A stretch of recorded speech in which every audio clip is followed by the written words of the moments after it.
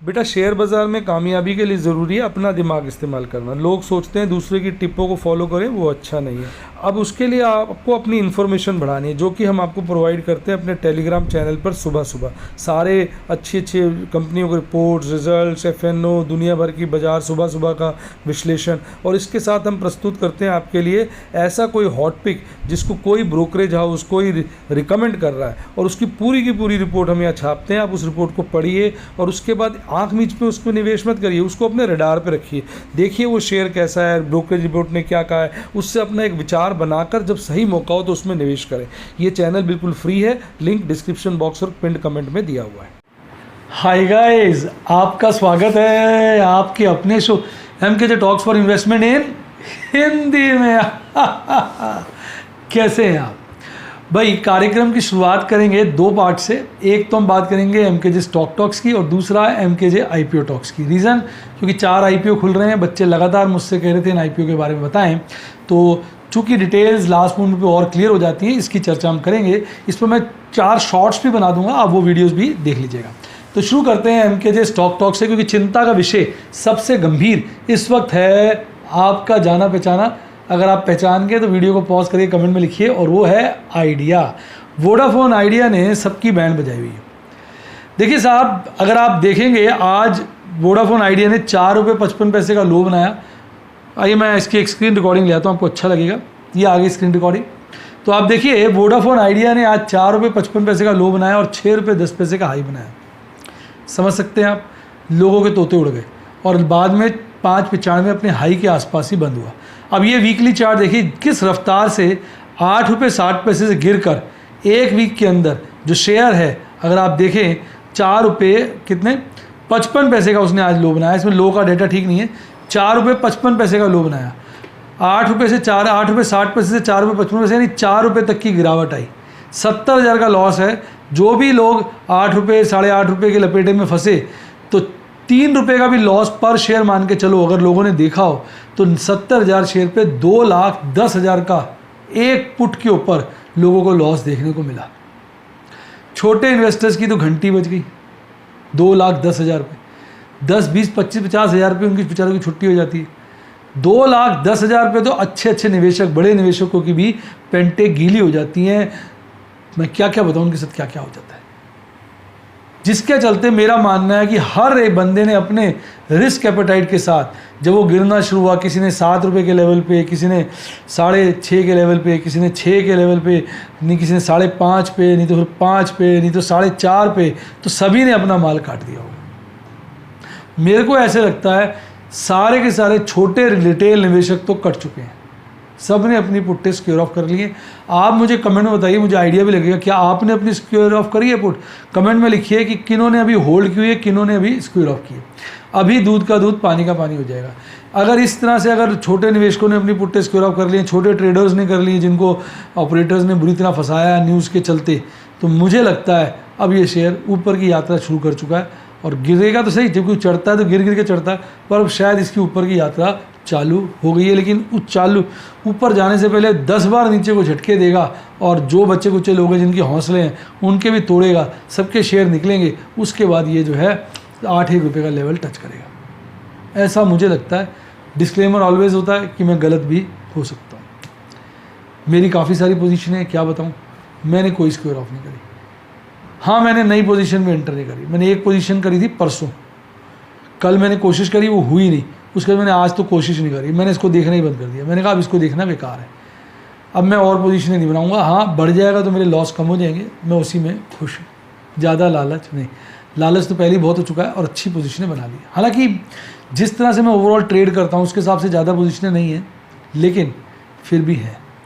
तो कल जो वीडियो आएगी परसों हमारी ऑप्शन की बात MKJ के साथ, उसको ज़रूर वॉच करिएगा। उसमें हम इस बात की चर्चा करेंगे कि किन किन सावधानियों को एक इन्वेस्टर को, एक निवेशक को करना चाहिए, क्योंकि मुझे बहुत सारे फीडबैक मिले स्टूडेंट्स के, जिससे वो इस स्थिति में जल्दी ना फंसे, और फंसे तो रिस्क मैनेज कर पाए। तो बड़ी इंपॉर्टेंट वीडियो होगी सैटरडे की। आपका क्या विचार है मेरे इस वीडियो के लाने के ऊपर, नीचे कमेंट में ज़रूर लिखिए। तो ये तो मैंने आपको दिखाया 1 वीक का। दूसरा शेयर जो शिकार बना था वो था इंडस टावर। आप देखिए लगातार गिर रहा था, और कल इसने भयंकर गिरावट दिखाई, लेकिन आज मामला बदल गया। खुला 194 का लो बनाने के बाद जो भागा तो 216 का हाई बनाया और उससे हल्का सा कम 214 पे बंद हुआ। तो अगर आप देखेंगे इसका डे का चार्ट तो लगेगा तो भाग खड़ा है, इसकी तो तेज़ी चालू है। अगर आप 1 वीक का देखेंगे तो 1 मंथ का तो देखेंगे लास्ट वीक के में इसने बहुत ज़्यादा गिरावट दी। हालांकि गिर तो शुरू से रहा था पर लास्ट में बहुत ज़्यादा फिसला। तो ये थे भयंकर काम जो बाज़ार में हुए। कल मैंने आज सुबह इसकी स्पेशल वीडियो निकाली थी, इंडस टावर में क्या करें, मैं बता देता हूँ जिन्होंने वो देखी ना हो। भाई इंडस टावर एक अपने आप में अच्छी कंपनी है। इसका शेयर गिरने का जो मार्केट में र्यूमर था वो ये था कि आइडिया बंद हो जाएगा तो इसके टावर बिजनेस पे इफेक्ट पड़ेगा, इसको भी सीधा सीधा प्रॉफिटेबिलिटी में नुकसान होगा।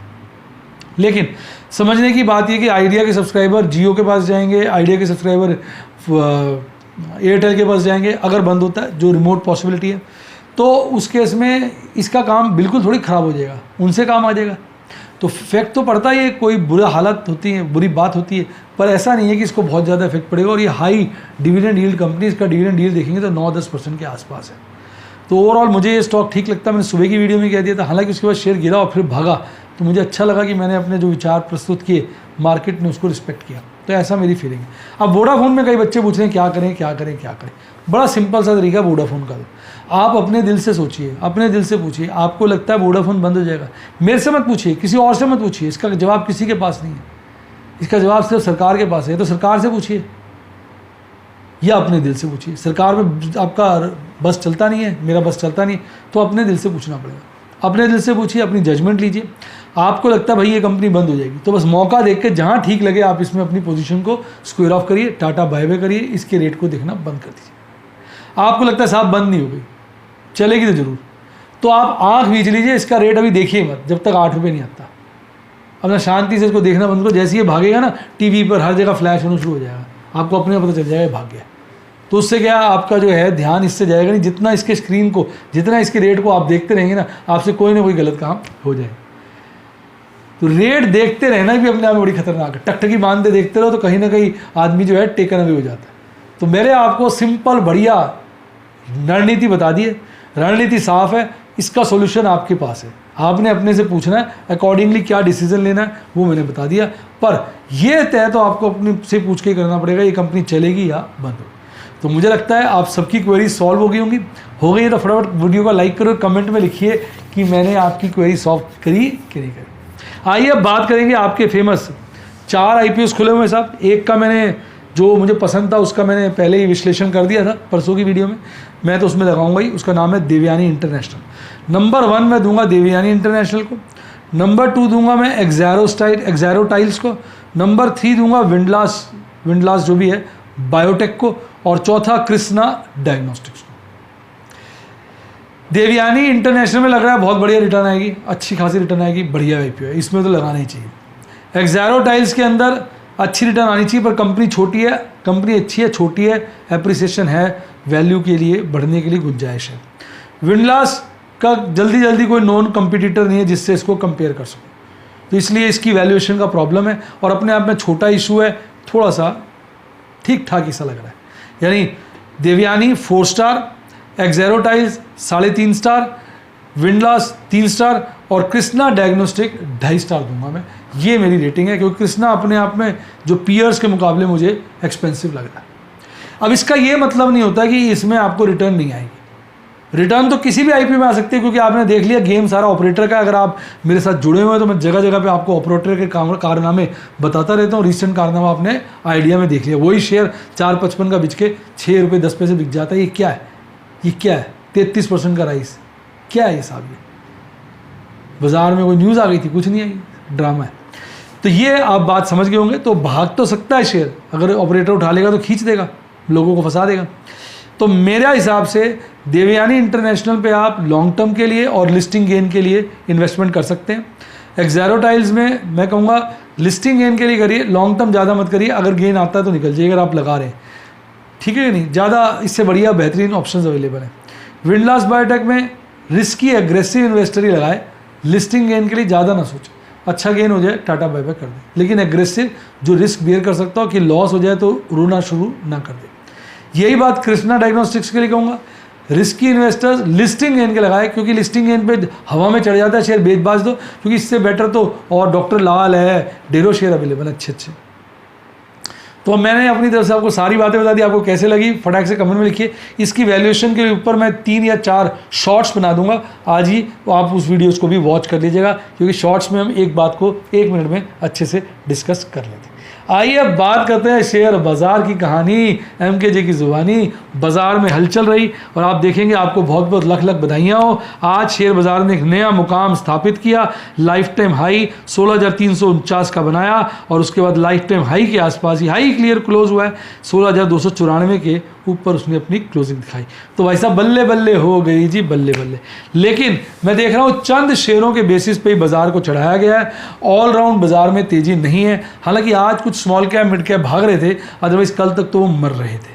कल बाजार बंद हुआ था 16,258 पर, आज खुलता है 16,288 पर। उसके बाद शुरू में ही 16,210 का बॉटम लगाकर नीचे के लेवल पे घूमता रहता है और फिर लास्ट के क्षणों में ऐसे तेज़ी से भागता है 16,350 के आसपास पहुंचकर हल्का सा गिरकर 16,294 पर बंद हो जाता है। यानी नाचता गाता 0.22% की बढ़त के साथ चला जाता है। अब अगर आप कैंडल पे देखेंगे तो आज की कैंडल इंडिसिसिव डोजी है। 2 गैप रखे थे कल और परसों की कैंडल में, और परसों और तरसों की कैंडल में दोनों गैप फिल नहीं हुए। MKJ गैप फिलिंग थ्योरी के चलते सूनर और लेटर इन गैप्स को फिल होना चाहिए, मेरा ये विश्वास है। आपका विश्वास क्या है कमेंट में लिखिए। अब बात रही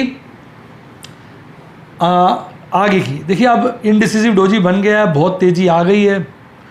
हालांकि आप देखेंगे MKJ जिगजैग थ्योरी तो अब एप्लीकेबल नहीं रही, क्योंकि आपने देखा होगा बुलिंजर बैंड चौड़ा हो गया। चौड़ा होने का मतलब वोलेटिलिटी बढ़ गई है। आने वाले वक्त में ऑप्शन ट्रेड्स के प्रीमियम भी बढ़ जाएंगे। अब इसको डील कैसे करें? मुझे लगता है प्रोबेबिलिटी ऑफ राइज के मुकाबले प्रोबेबिलिटी ऑफ फॉल ज़्यादा है। कल बाजार तेज खोलते हैं तो मंडे को गिरना चाहिए, कल गिर देते हैं तो बात खत्म हो जाती है। अब ये होगा क्या, आने वाला क्षण ही बताएगा। हम संभावनाओं की बात कर सकते हैं। संभावनाएं इस वक्त ज़्यादा यही लग रही है कि बाजार के गिरने की प्रोबेबिलिटी चढ़ने के मुकाबले ज़्यादा है।